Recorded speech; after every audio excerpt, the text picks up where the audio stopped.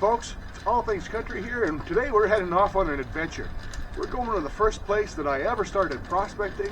It's on a piece of land that I own where my hunt camp is, and it's where a bunch of old timers taught me how to prospect. It's a very special place to me, and I'm super happy to be sharing it with you guys, and it's called Sloppy Seconds Creek, and you're about to find out why. Alright guys, so here's an overview of Sloppy Seconds Creek. You can see in the top left corner my logo in that area with the dotted line around it. That's actually my property. So that's my hunt camp. It's some acreage that I bought with a little cabin on it. And the area that's circled over there, that's an old tailings pile because the property adjacent to my camp used to be a hard rock gold mine where they used to run a trommel. And back in those days, they didn't have excavators to get rid of their tailings pile. So what they do is they'd run the trommel alongside the creek, dump their tailings piles, and when it got full, they just use a tractor to pull the trommel further down the creek. So that tailings pile actually goes on for about 2 to 3 miles and is about 8 feet high. And every once in a while, something happens that causes the water to rush over top of those tailings piles and free up some of the fine gold that the old-fashioned trommels missed. Now, what are those couple of things? I'm going to tell you in a minute. So now that you guys know why I call it Sloppy Seconds Creek, with us getting the old-timers leftovers, here's where we're going to be prospecting today, and I'm going to tell you how the gold gets up here from those tailings piles. So right now, the situation that we're in is the spring thaw. So that happens for us once a year, and unfortunately right now, the actual honey hole, which is that big-ass inside bend, which is my favorite place to go prospecting, that's running way too fast. But we're going to go up just north of that into this little creek runoff, and we're going to prospect in there and see what we can find. I've had some success in there before, and I get that success by just taking off the top layer and running it through a sluice really, really quick. It's pretty easy gold. But I bet you're wondering, what's the second event that can cause this thing to flood? Beavers. That's right, you can't have sloppy seconds without beavers. And what I mean by that is every once in a while, beavers dam upstream, and they actually back the water up. And this is part of the local town's watershed. And they actually need that water running. So what they do is they call in this crazy guy with a blaster's license. And I'll give you 2 guesses who that crazy guy is. He has 2 thumbs, and it's this guy. So I go in, and I blow them up. And then I scoot down to my camp once the water's run through. And I get all the gold. And that looks like something a little bit like this.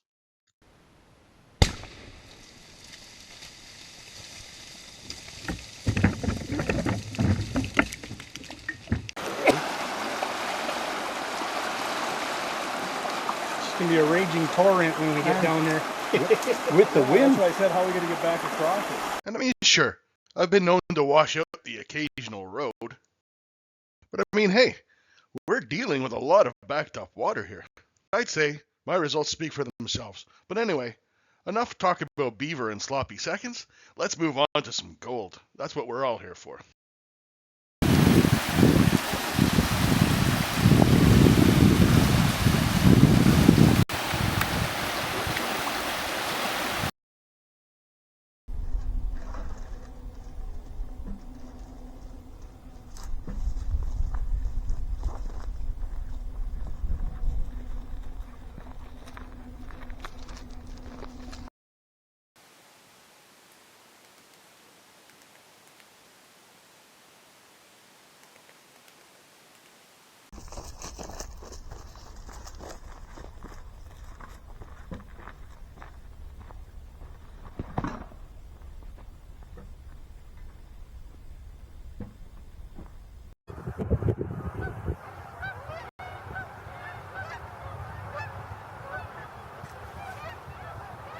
Alright folks, the tributary off Sloppy Seconds Creek is right behind me.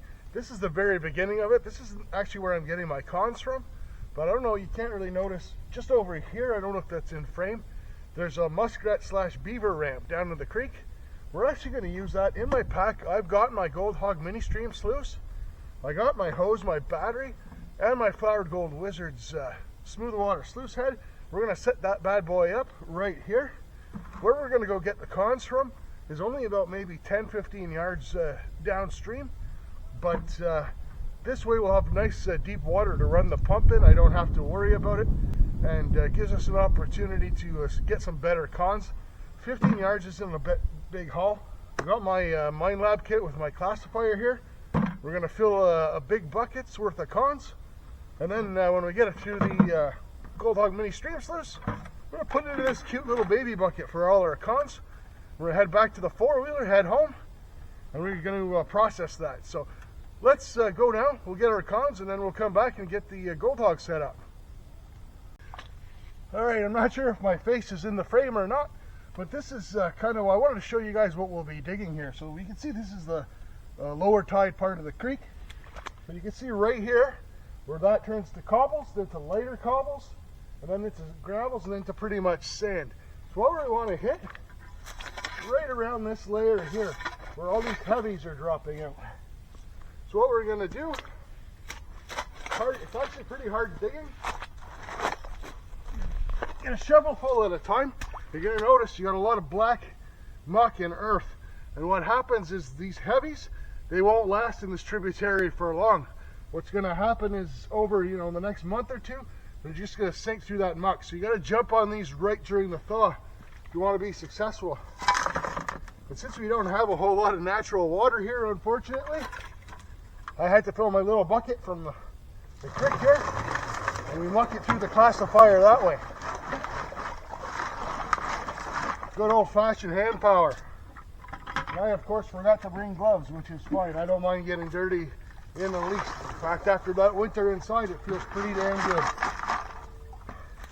But just like that, we're going to keep going. We're going to fill this bucket, and I'm going to show you our sluice setup. It's actually pretty awesome. Well, folks, as we often do as prospectors, I've gone ahead and I've called another audible. So there was a beaver pond just in between the two spots. You can see I've got my bucket of material over there on the left. I was able to chop away about 2 inches of ice and get my sluice set up and tuck my pump underneath the ice. This way, when I pump out the water and I feed my tailings in, I don't have to worry about getting junk in my pump. Plus, I think it's going to look pretty goddamn cool watching my tailings skitter across the ice, I'm not going to lie.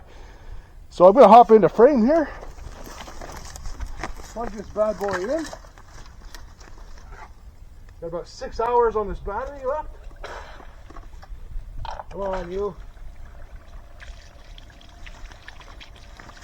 Hey, look at that. That is fantastic. All right. Let's get to feeding. Look at that slop.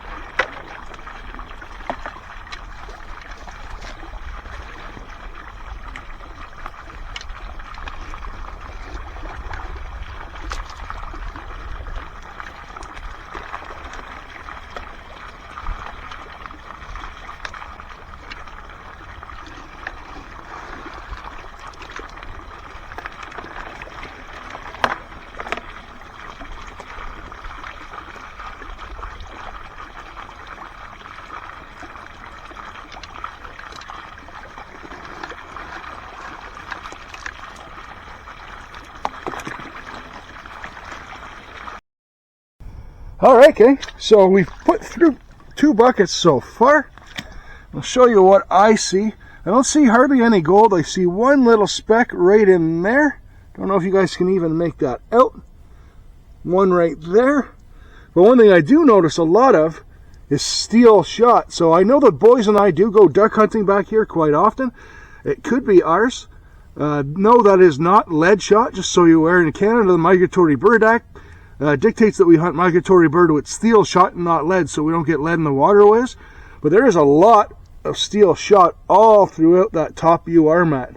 That's crazy. Crazy. And an interesting looking little piece of quartz over there too that's stuck in there. But yeah, just look, there's some more shot down there. Just look at it all lined up in a row. That's awesome. At least I know my sluice is working, that's for sure. Alright guys, so normally I don't, because I know this area, I don't empty my mats into a pan them out, because I know that I'm on the gold, because I've done this every year since I've owned this cab. But, you know what, since I got a bit of an audience this time, we'll do just that, just to show you guys. Like I said, there's lots of lead shot in here, that's for sure. And I know I've probably got at least some gold, so not too worried about it. go. We'll just flip that over into the pan. And then you just kind of stretch it out by hand, like so. These gold hog mats are fantastic. Just like that. Beautiful. Nice and clean. Gonna pan this stuff out. And I'm gonna come back. I'll show you guys if we got any gold, and I'll definitely have some lead shot to show you, or steel shot, sorry, steel shot. Don't want to get myself in trouble. Alright guys, well I'm going to see how close I can zoom in on that, but there's all the color we got from 2 buckets. Keep in mind that's heavily zoomed in. I don't have anything in there for scale. I should probably put something. But on top of that, look at the amount of shot that we panned out down there in our dirt. That's borderline embarrassing. I must have dug up where one of me or the boys shot into the bank after something. That's crazy. But yeah, there's our color. Pretty cool. Alright guys, we're all packed up. We had about, I think it was 15 or 16 buckets, but man, my legs are sore, my back is killing me, but man, my heart is full. That's been a long time coming, getting out here after that long winter. Let me tell you something, sitting in a nice fishing shack, drinking beer and cooking and eating hot dogs all day, doesn't do much for this guy's girlish figure, but you know what, we'll get back into shape this season. Happens kind of every year, so really enjoyable day. We're gonna head home and we'll head down to the panning station. I'm gonna have to dry these cons out and then we'll pan them out and see how we do. Alright guys, so it's been a few days. I've actually had the material from my sluice sitting around on this really old gold pan I had. It's been sitting on a heating vent in my house drying out. I didn't bother going ahead and forcefully cooking this or anything like that. But we got the 10 mesh classifier here. We're going to get her down to 10 mesh. I really need to invest in more of these little classifiers, to be honest with you. I'd like some larger sizes. I know these, I think 10 mesh is the biggest you can get. What I really need is some larger ones, so when I bring buckets from the field, I can get it down to, you know, 1/4 inch, 8-inch, stuff like that. So yeah, we'll go ahead and we'll give this a good shake and get it all classified into bigs and littles. Well, I got my magnet here, and we're going to, this area is terrible for magnetics. Always has been. Lots of iron in the quartz in the area. And it's also, there's also an active nickel mine nearby. So yeah, there we go. Bigs and littles. A few littles trapped in there. Throw those in there. Now on to checking for magnetics. All right, so here we go. Like I said, this area is typically really bad for magnetics. It's even worse when we do the gravel bar. The gravel bar is absolutely terrible. What? Oh yeah, just look at that. That's a very healthy amount of magnetics, boy. All right, well, we got our oil change pan here, which is in desperate need of a water change, but we should be able to get through this anyway. Pan out these magnetics. This usually does take a little while. They are moving around pretty good. That's odd. There you go.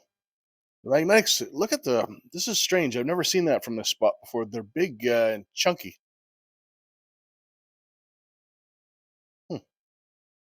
Interesting. All right. I'm sure we'll get down to a point where it's going to be really tough, but what we were able to get rid of so far flew off pretty well. Yeah, they're spreading around nicely.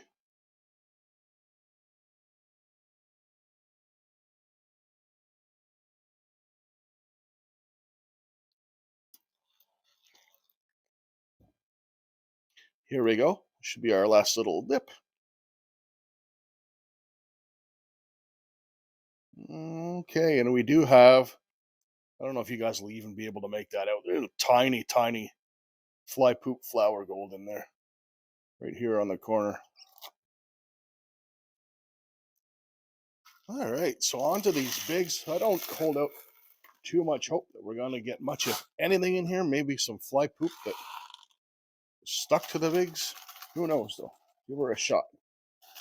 As you know, as I mentioned earlier about this spot, you're trying to get gold that the trauma missed, right? So I don't think it misses too much of the bigger stuff.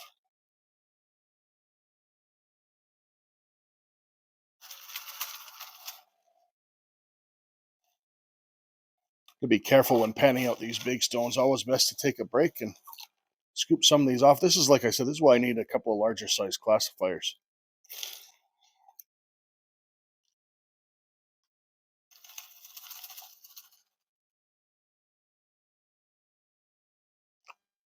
I actually smell iron in the water from doing this.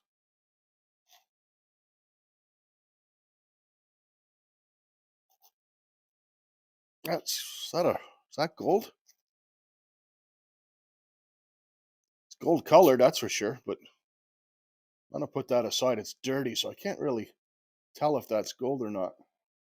Look at that afterwards. All right, so we're just finishing up the bigs. But I'd save you guys some of the boring stuff. Other than that one piece that we have to look at shortly, I haven't seen anything in here. And this final pan is no exception. All right, so didn't think I'd get much in the bigs, but let's go ahead and we'll take a look at that little piece we dug out that was kind of gold colored. See if that's anything special. All right, guys, I am absolutely beside myself. On further review, that piece that we pulled out that had slid halfway down the pan, it wasn't 100% gold. It was about 50% gold. This is a golden quartz specimen. This is the coolest piece of gold I have ever found prospecting. You guys probably won't be able to make that out, but I am going to put that underneath the microscope to show you guys. I already waited. I was so excited. It's 0.3 grams. So again, not huge, but definitely the coolest piece of gold that I have ever found prospecting in the wild. And that explains why it flew down the pan so easily and why it would have slipped through the old timer's trauma, because it's at least 50% quartz. And obviously, quartz weighs a lot less than gold, and it slipped through because it was lighter than a full piece of gold. All right. So, in the interest of honesty, let's keep in mind that this is heavily, heavily magnified. It comes in at 0.3 grams, but I am absolutely stoked. What a really, really, really cool piece of gold. And this is going to make a nugget capsule. And I am stoked. I'm absolutely beside myself. How cool is that? Now, I could use muriatic acid and dissolve the quartz and have a really cool looking gold formation. But I think this looks really cool the way it is. And that's how it's going to stay. Awesome, awesome stuff. So, yeah, not only can you find gold in Ontario, you can find gold in Ontario that looks like Ontario. That piece is going to be hard to beat. But anyway, let's go ahead and let's blast through some smalls and see what we get.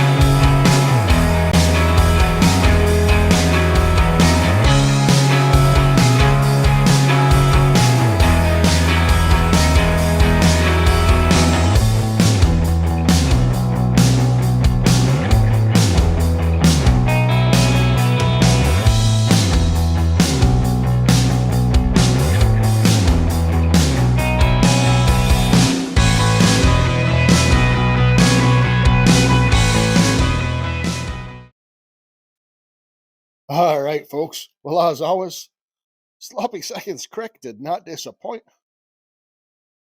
Still got some cleanup work to do on this, but lots and lots of pieces of gold, plenty of color in the pan, all very, very, very tiny. So this is either fly poop gold or flake gold. You'll notice when I poured out the snuffer, I poured it directly into the corner because what happens, see how the flat gold sticks to the bottom? That's how flat this stuff is. It sticks and it doesn't want to move. It doesn't have enough weight to help it move around. So We'll dry this out naturally. I'm not going to take a heat gun to this stuff because it'll blow these flakes all over the place. Then I'll be sweeping up my panning table again. But really, really cool. Great day out. I'm not going to even guess the weight on this, you know, but it's probably not what you guys think. Probably not even 0.1 grams, but definitely an awesome day out. And hey, check that out. There's our little specimen in a nugget display case. Great memento of the day. Coolest piece I've ever found. So an absolute success all around. We got some beautiful gold. We got a nice specimen. We got some fresh air. Exercise. Fantastic. Spring is finally coming. Oh God, I can't wait to get to that honey hole. All right, guys, somewhat unusual, but I'm actually going to film the outro before I even bring my cons home. So you guys have already seen what I got. I haven't. And the reason I'm doing that is because this right here, this is the real gold. It's getting out here in nature, getting that fresh air and exercise, doing something you enjoy, something you love. Absolutely fantastic, and it feels so good. It's so good for your mental and physical health just to get out in nature and enjoy the sounds and the sights and the fresh air. I hope you guys enjoyed coming along with me. Next time we come back here, we'll be in the honey hole, and I can't wait. So, cheers, guys. Thank you all so much for watching. We'll catch you on the next one. That was awesome.